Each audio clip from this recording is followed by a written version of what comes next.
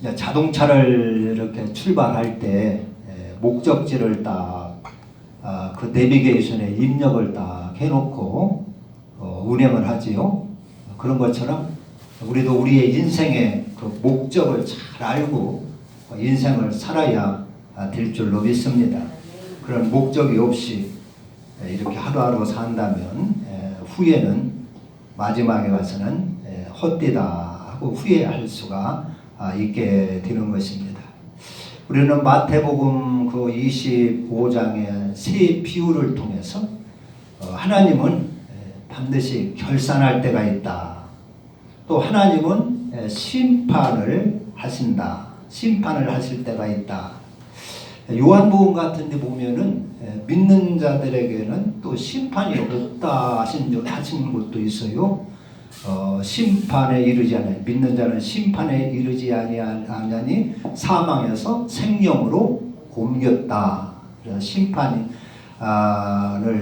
그렇게 또 이르지 않는다 하는 말씀도 있는데 25장 그 양과 염소의 비유나 또 달란트 비유나 이런 걸 보면 또 결산할 때가 있고 또 그 천국에 들어갈 자 또 들어가지 못할 자 그것을 이렇게 잘 또 심판할 때가 있다 하는 것을 보여줍니다.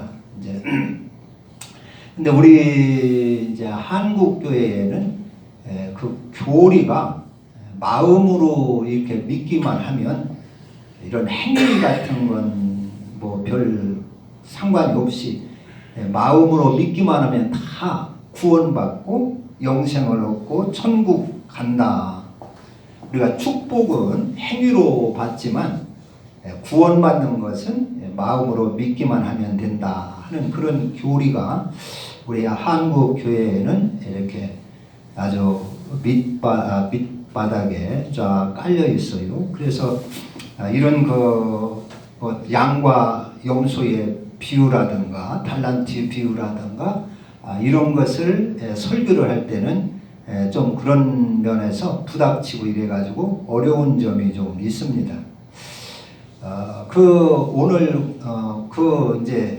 그래서 우리가 한번 깊이 생각해 보면 하나님이 우리 인간은 다 구원하시려고 미리 예정을 하셨습니다.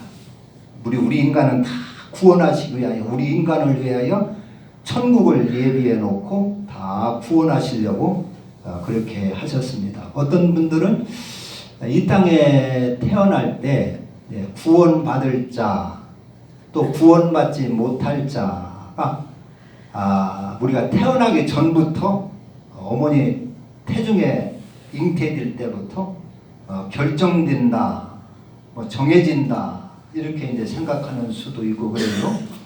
그것도 성경에 물론 많은 근거가 있습니다.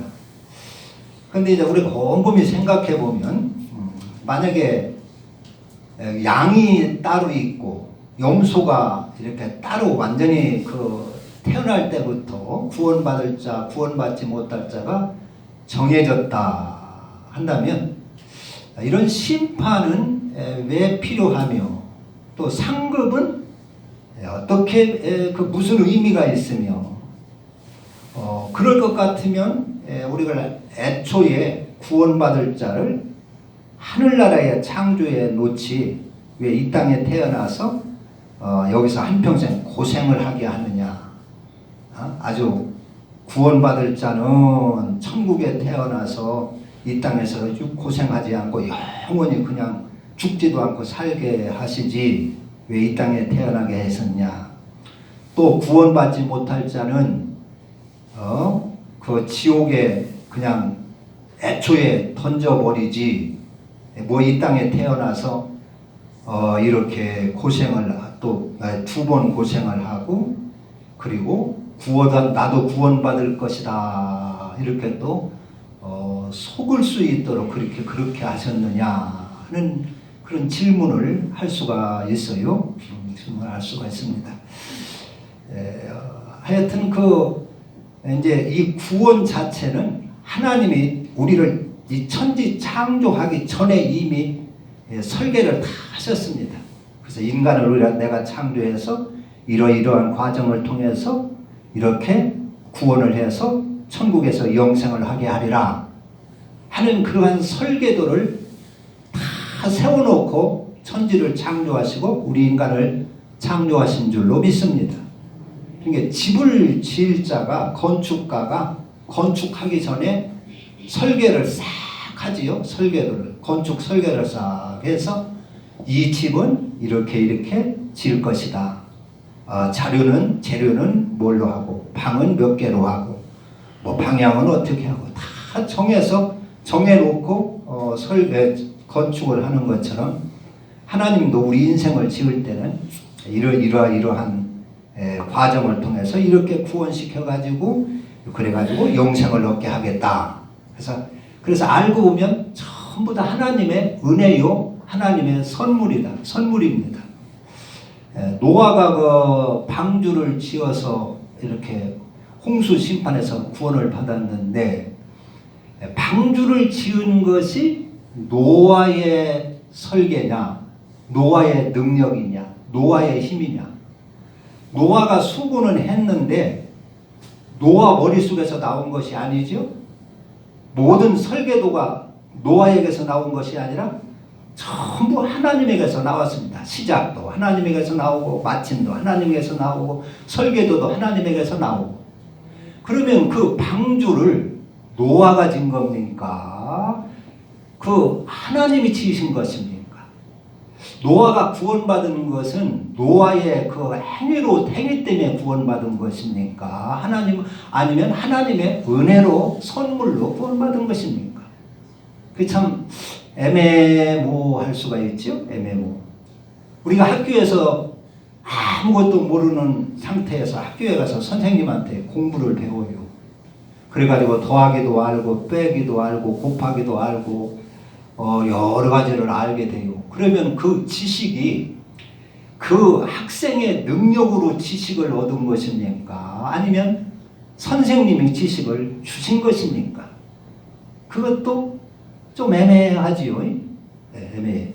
선생님이 분명히 주신 그 지식입니다. 자기 힘으로 얻은 게, 자기 힘으로 그걸 획득한 게 아니지요. 그러나 학생은 또 학생대로 공부를 해야 또 그 지식을 자기 것으로 만들 수가 있는 것이다.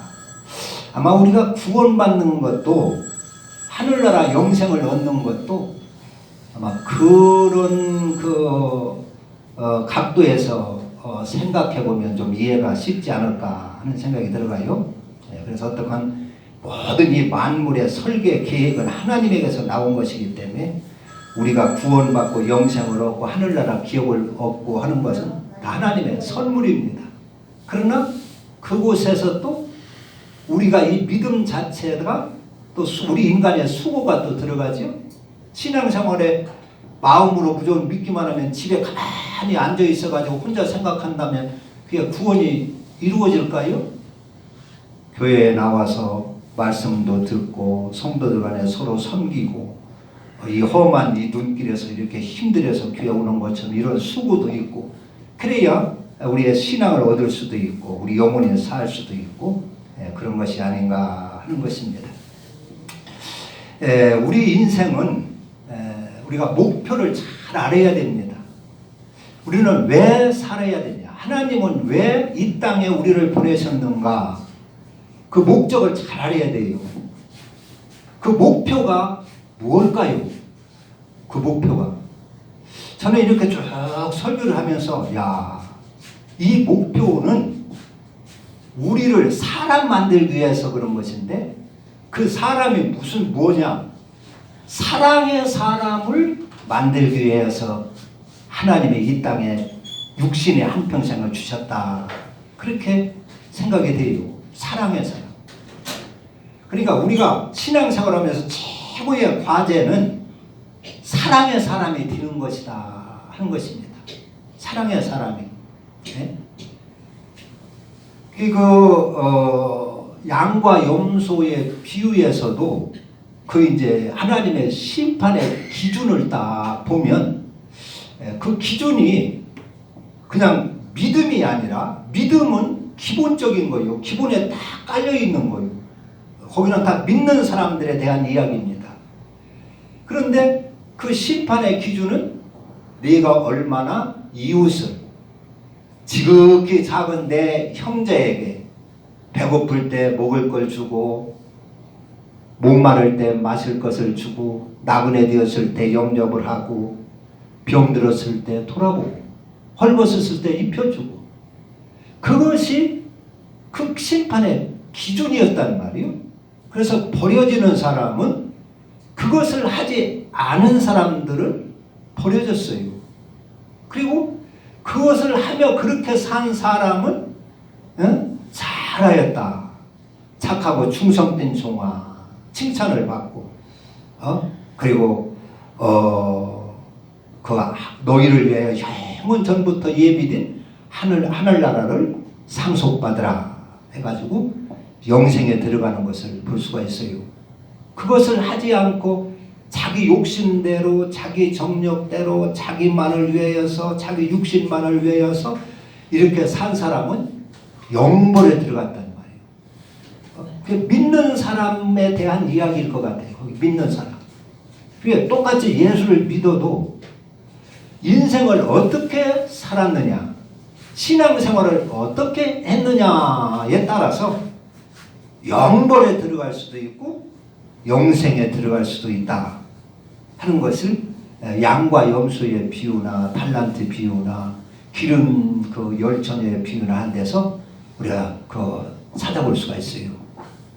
그러니까, 그리고 성경에서 어떤 율법사가 그러지요. 어떤 율법사가 어느 계명이 큰 계명입니까? 그러니까 예수님께서 대답하기를 네 마음을 다하고 뜻을 다하고 마음 힘을 다하고 목숨을 다하여서 주 너희 하나님을 사랑하라 하셨으니 이것이 첫째 되는 계명이요 둘째는 이와 같으니 네 이웃을 네 몸과 같이 사랑하라 하셨으니 이 두 계명이 모든 율법과 선지자의 강령이니라 그랬어요. 그러니까 모든 계명의 가장 으뜸이 목숨을 다하여 하나님을 사랑하고 그리고 내 이웃을 내 몸과 같이 사랑하는 것이다. 이것이 하나님이 우리에게 주신 최고의 과제라는 것입니다. 선생님이 학생들에게 숙제를 주는 것처럼 하나님께서 우리 인생들에게 한평생 탈란트와 같은 한평생을 주시면서 그 한평생 살 동안 너희들이 이것을 이루어라 하고 주신 그 과제가 사랑이라 그런 얘기입니다. 사랑. 그러니까 구약시대 때는 그래서 이제 그것을 이루기 위하여서 하나님께서 우리에게 주신 그 계명들, 법도가 있어요. 법도. 그것이 구약은 하나님의 법도인데 구약은 이웃을 해치지 말라는 것입니다. 이웃을 절대 해치지 말고 모든 생활을 할 때 남을 먼저 생각하라 하는 것입니다. 그것이 구약에 나타난 하나님의 규례와 법도입니다. 계명입니다. 십계명 같은 게 다 알고 보면 그겁니다. 남을 해치지 말라는 것이요. 해붙이지 말라는 것입니다. 그리고 남을 먼저 생각하며 살으라는 것입니다. 네 고집대로 살지 말고 네 중심대로 살지 말고 네 정욕대로 살지 말고. 그래서 구약은 수동적인 것이, 하나님의 법도는 수동적인 것입니다. 뭔 말 하지 말라 하지 말라. 근데 신약에 와서 하나님께서 우리에게 주신 그 법도는 그리스도 예수님이십니다. 예수님의 삶으로 직접 보여주셨어요. 그래서 신약에서 우리가 지키고 살아야 할 그 법도는 그리스도라 하는 것입니다. 이 그리스도는 적극적인 삶입니다. 그래서 사랑을 받는 것이 아니라 사랑을 하는 것입니다. 나를 희생시켜서 남을 살리는 것입니다. 대접을 받는 것이 아니라 대접을 하며 사는 것입니다. 섬김을 받는 것이 아니라 섬겨주는 삶을 사는 것입니다. 나를 낮추고 저를 높이며 저를 존중하는 그런 겸손한 삶입니다. 그것이 신약의 우리 성도들이 살아야 할 삶입니다. 그런 그 법도를 통해서 우리를 어떤 사람 만들려고 그러느냐? 사랑의 사람 만들려고 한다. 그런 얘기입니다. 그래서 모든 그런 양과 염소의 심판에서 보면은 그래서 그 숙제를 잘 이행을 했느냐 안 했느냐 하는 것입니다. 그것을 이행을 하지 않고 그냥 형식적으로 마음으로만 믿으면 모래 위에 집을 지은 자 같이 홍수가 나면 다 허물어지고 쓰러진다. 그렇게 했어요. 우리가 이 땅에 살 때 최고 이루어야 할 과제는 내가 사랑의 사람이 되는 것이다. 그리고 이것을 이루면 우리 육신에 필요한 모든 그러한 복도 하나님께서 다 베풀어 주신다 하는 것입니다. 그래서 사랑. 그래서 예수를 믿어도 이와 같이 사랑, 하나님의 이 우리 인생의 목표를 알고 사랑의 사람으로 산 사람은 데려감을 당하고 영생을 얻고 구원을 받고, 그렇지 않고 마음으로만 믿고 형식적으로만 믿고 이렇게 한 사람은 그 사람도 다 예배도 드리고 헌금도 하고 11조도 다 하고 해요. 그러나 그 중심이 자기 중심입니다. 자기 정욕으로 살아가는 것입니다. 자기 육신의 삶이 중심입니다.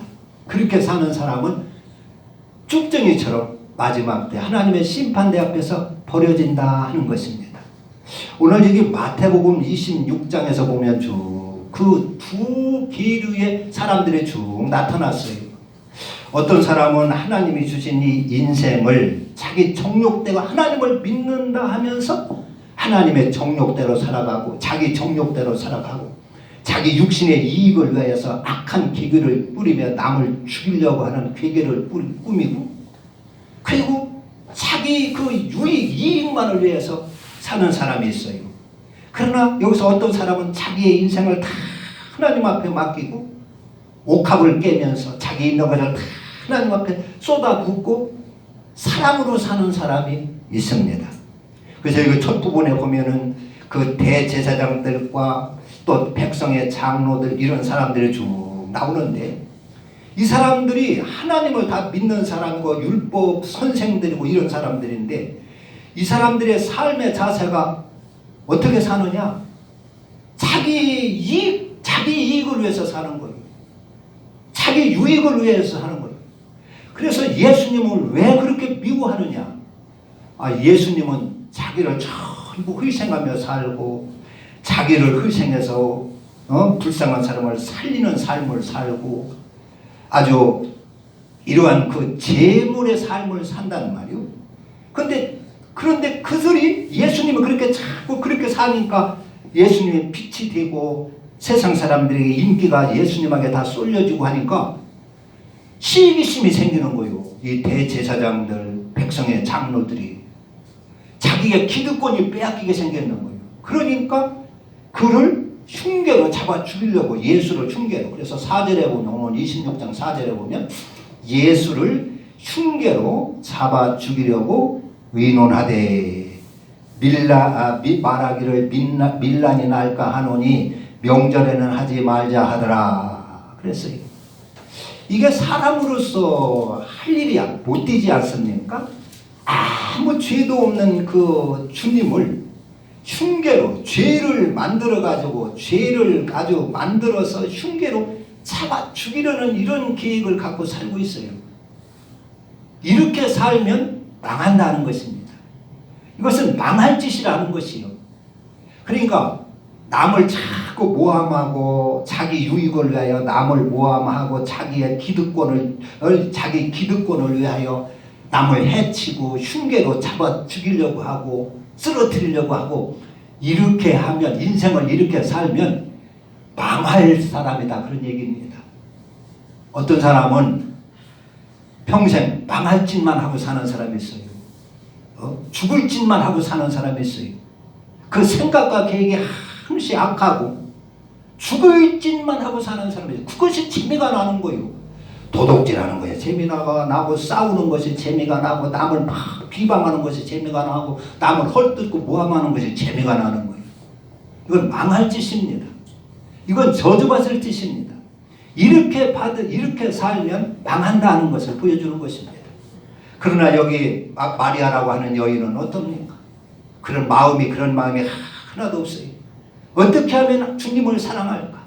어떻게 하면 이 주님을 사랑하고 섬길까? 그런 마음으로 살아가는 것입니다. 그래서 예수님께서 여기 시몬이라고 하는 문둥병자였던 그 시몬이라는 사람, 그 집에, 나병 환자 시몬의 집에 예수님이 이렇게 초대받아서 식사를 하실 때, 이 마리아는 자기가 그렇게 거의 간직하고 했던 자기의 전 인생과도 같은, 자기의 전 소유와도 같은 그 옥합 하나를 가지고 와서 그만 깨가지고 예수님의 머리에 쏟아 부어요. 그리고 그 향기가 흐르고 그 향유가 쏟아져서 발에 닿으니까 머리털로 예수님의 발을 씻겨들고 그래요. 이 여인은 사랑으로 사는 사람입니다. 어떻게 하면 주님을 섬기고 사랑할까? 남을 뭐 귀계로 죽이려고 하거나 미워하거나 시기 질투하는 삶이 아니에요. 이 여인은 이렇게 사랑으로 주님을 섬기려고 하니까 그것을 보고 있던 어떤 일부의 제자들은 꾸중을 하는 거요. 그 여인한테 왜 그 비싼 향유를 허비하느냐? 그것을 팔아가지고 가난한 자들에게 주면은 여러 사람을 구제할 텐데 왜 그걸 허비하느냐? 그런데 실은 자기 욕심 챙기기 위해서 그렇게 했다는 것입니다. 그것을 주님 앞에 드리면 그것을 빼다 자기가 쓰려고 그렇게 했다는 것입니다. 그런 사람도 있어요. 그게 바로 가룟 유다지요. 가룟 유다는 예수님을 따르려다가 예수님을 이렇게 따르려는데 자기 뜻하고는 안 맞는 거요. 자기는 예수님을 따라다니면서 좀 출세도 해보고 예수님이 왕이 되면은 좀 한 자리도 해보고 권세도 누려보고 출세도 좀 해보려는 이러한 속셈으로 예수님을 따르는데 예수님은 자꾸 죽는다고 하시는 거예요. 여기 죽는다고. 그래서 2절에 보면 그러죠. 너희가 아는 바와 같이 이틀이 지나면 유월절이라 인자가 십자가에 못 박히기 위하여 팔리우리라. 예수님이 한 번도 아니고 그 이전에 여러 번 그렇게 죽는다고 하시는 거예요. 내가 죽고 내가 고난을 당하다가 십자가에 죽으리라. 이방인들에게 내가 고난을 받으리라. 이렇게 하면서 자꾸 죽는다고 하는 거예요. 예수님도 죽는다고 했었고 또 그 주위에 당시 그 권세 잡은 자들 대제사장들이라든가 백성의 장로들이라든가 이런 사람들은 또 예수님을 잡아 죽이려고 흉계를 꾸미고 있고 그러니까 이 자기 그 꿈이 다 깨지는 거예요. 나 이거 다 틀렸네. 헛다리 짚었네. 그런 생각이 들어가는 거예요. 예수님을 따라다니면은 출세도 하고 한 자리도 하고 권세도 얻어볼까 해서 예수님께 이렇게 제자가 되고 이렇게 따라다녔는데 예수님은 정작 죽으시겠다고 하지. 주위에 권세 잡은 자들은 예수님을 죽이려고 흉계를 꾸미고 있지. 이거 내가 잘못 선택했구나 해가지고 예수님을 배신하고 팔아먹습니다. 팔아먹어요. 그러니까 이건 이렇게 살면 죽을 짓이라는 것입니다. 망할 짓이라는 것입니다. 그러니까 예수님의 제자라 할지라도 똑같이 신앙생활을 한다 할지라도 어떤 사람은 생명을 얻는 사람이 있고 어떤 사람은 망할 짓을 하면서 망할 사람이 있는 것을 보여주는 것입니다. 그래서 우리는 어떻게 살아야 할 것이냐, 우리는 이 인생을 어떻게 살아야 되는 것이냐 하는 것을 여기서 배우라는 것입니다. 여기 제사장들이나 백성의 장로들처럼 이렇게 살면 망할 것이다. 그러나 이 마리아처럼 사랑으로 살면 너희들이 영생을 얻고 주님을 감동시키고 영생을 얻고 또 하늘의 영광, 하늘의 기업으로 받을 것이다 하는 것이죠. 인생은 단 한 번의 기회입니다. 알고 보면은 우리의 과제가 사랑의 사람이 되는 것입니다. 하늘나라는 이 땅은 우리를 이렇게 사랑의 사람으로 만들기 위한 훈련 기관이다라고 생각하면 되는 것입니다. 훈련 기관. 그래서 이 한평생 사는 동안 하나님의 계명을 가지고 하나님의 법도를 가지고 주님의 그 진리의 삶을 가지고 그리고 우리가 죄성을 다 뽑고 시기 질투 미움을 다 뽑고 사랑의 사람이 되어야 된다는 것입니다. 그게 우리의 과제다 하는 것이요. 그래서 심판의 기준이 믿음은 기본이지만은 믿는 사람들이 이렇게 어떤 사람은 대리감을 당하는 사람도 있고 어떤 사람은 버려둠을 당하는 사람도 있는데 그 기준이 달란트 비유나 양과 염소의 비유나 이런 데에서 주님이 이렇게 보여주셨어요. 이렇게 심판을 해서 이런 사람을 데려갈 것이다. 그래서 너희들이 이것은 아주 중요한 것이니까 틀림없이 정신을 차리고 실수함이 없도록 하라 하는 것입니다. 우리의 인생은 한평생 짧지만 잘 살으면 대박 나는 것입니다. 대박. 그래서 이 땅에서도 하나님의 큰 은총을 받고 하늘나라에 가서도 큰 것을 주님께서 맡겨주신다 그랬어요. 큰 것을 맡겨주시고 주인의 기쁨에 참여하게 된다 그랬습니다. 그러나 이 짧은 인생을 잘못 살면 영벌에 들어갈 것이다. 이것이 아주 확실한 것이고 너무 중요한 것이기 때문에 우리 주님께서는 계속 여기에 대해서 이렇게 언급을 하시는 것입니다. 나는 남은 생애를 어떻게 살 것인가? 남은 한순간이라도 우리는 이 사후를 위해서 사는 것이 가장 지혜로운 그러한 삶이라는 것입니다. 어떤 사람은 나이가 먹었다고 아이고 이제 나이가 먹어서 이 나이에 뭐를 하나 뭐 다 포기 뭐 무엇을 할 것인가 그래서 포기하며 사는 사람도 있어요. 어떤 사람은 중병에 걸려가지고 병상에 누워있는데 내가 남은 생애를 뭐 할 것이 이제 병 들어가지고 뭐 할 것이 있는가 그렇게 자포자기하는 사람도 있어요. 그러나 십자가 예수님의 십자가에 달려 죽으실 때 양편에 두 강도가 있었지 않습니까? 근데 한 사람은 자기 육신의 삶을 해서 예수님 앞에 부였어요. 오늘 네가 능력이 있으니까 당신과 나를 이 십자가에서 내려가지고 생명을 구원하시오 그랬어요. 그러나 오른쪽에 있는 한편 강도는 그 남은 한순간을 아주 지혜롭게 썼어요. 얼마나 기가 막히게 썼는지 그 순간을 말이죠. 그냥 세상 육신에 빠지지 않고 육신의 것을 구하지 않고 거기서 십자가에 달려있다면 당연히 뭘 구할 것 같습니까? 아이고 아파 죽겠네 나 좀 살려줘. 아이고 목마르니까 물 좀 한 그릇만 한 모금만 마시게 해줘. 뭐 여러 가지 구할 수가 있겠어요.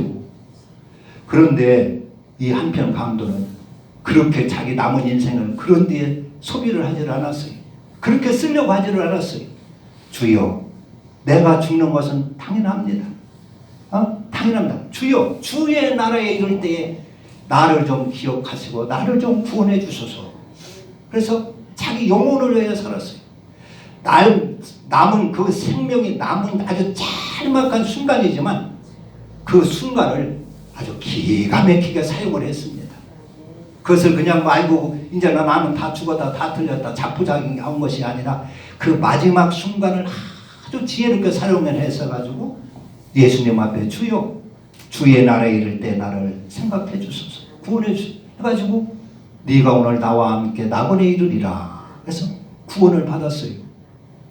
우리는 우리 인생은 이렇게 이 십자가 그 한편 강도와 같이 순식간에 지나갑니다. 우리는 이 순간을 잘 이렇게 보내야 할 것입니다. 그것은 우리가 최고 지혜롭게 사는 길은 우리 영혼을 위하여 사는 것이다 하는 것입니다. 천하를 다 얻어도 네 영혼이 망하면 무슨 소용이 있느냐 하는 것입니다. 그래서 우리가 이 땅에 살 때 가장 지혜롭게 사는 것은 내 영혼을 위하여 사는 것이다 하는 것입니다. 너희는 먼저 그의 나라와 그의 의를 구하라. 그러면 이 모든 것을 다 너희에게 채워주시리라 했습니다. 우리는 2021년도도 이렇게 코로나가 시들지 않고 또 많은 그러한 그 사람들이 문을 닫고 경제적으로 어려움도 이렇게 당하고 그렇게 하고 있어요. 2021년도도 우리가 어떻게 보내야 할 것인가? 어떻게 이 어려움이 이렇게 온다고 하는데 어떻게 또 금년 한 해를 내가 보낼 것인가? 육신을 생각하는 걱정거리가 많이 있습니다. 그러나 성경은 너희는 무엇을 먹을까, 무엇을 입을까, 무엇을 마실까 염려하지 말고 먼저 그의 나라와 그의 의를 구하여라 그랬어요. 그러면 이 모든 것을 너희가 다 주시리라. 십자가에 달린 그 한편 강도처럼 내가 어떻게 하면 이 고통을 면할까, 어떻게 하면 내가 여기서 내려갈까, 그런 것이 아니라 자기의 영혼을 위하여서 남은 그 순간을 아주 지혜롭게 잘 쓴 것을 알 수가 있습니다. 우리의 이 최고의 지혜롭게 사는 길,